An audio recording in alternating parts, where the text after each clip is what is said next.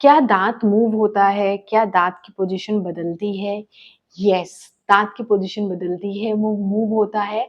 उसको जहाँ-जहाँ स्पेस मिलती है, वो उस हिसाब से मूव होता है।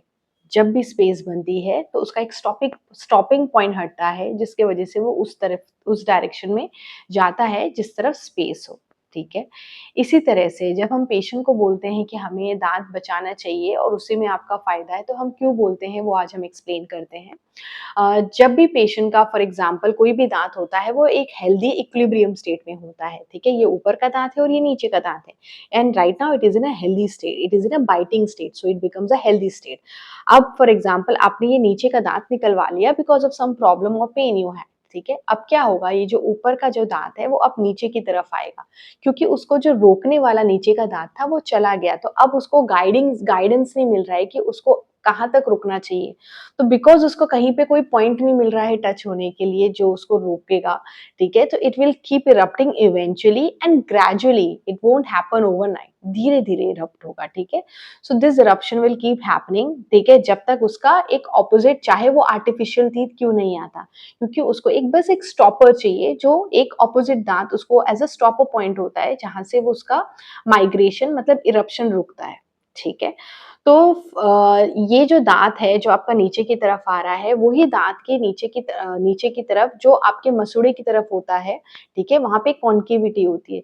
तो मोमेंट आपने ये नीचे का दाँत निकाल दिया तो और ऊपर का दाँत क्योंकि अब सुप्रा इरप्ट हो रहा है, अपने इरप्शन के पॉइंट से ज़्यादा आगे बढ़ रहा है, that is called supra eruption.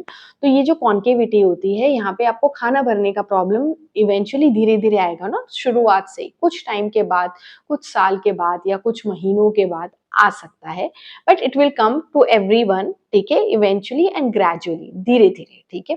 तो ये जो कॉन्केविटी बनी है, यहाँ पे खाना भरने का एक आपका पॉइंट शुरू हुआ है, तो यहाँ से आपको कैविटी एंड आगे जाके पेन, ये भी आपको हो सकता है। अब इस वजह से आपके आगे-पीछे, क्योंकि आपका पूरा इक्विलिब्रियम एक दाँत निकलने की वजह से डिस्टर्ब हुआ, आपको कहीं काफ़ी जगहों पे कैविटीज़ भी हो सकती है और उसी के साथ-साथ जब आपका जो आपने ऊपर का नीचे का दाँत निकाला तो उसकी स्पेस भी, क्योंकि ये सुप्रा इरप्ट हो रहा है तो उसकी स्पेस भी जा रही है, तो नीचे के दाँत की जो स्पेस है वो कम हो रही है। तो अब वहाँ पे कोई नया दाँत लगाना है आपको, क्योंकि आपको चबाने में प्रॉब्लम हो रही है and right now you want a teeth, पर it becomes a very challenging for a dentist, क्योंकि उसको वो दाँत बनाने की स्पेस नहीं मिल रही प्रॉपर, जितनी उसको हाइट चाहिए वो नहीं मिल रही।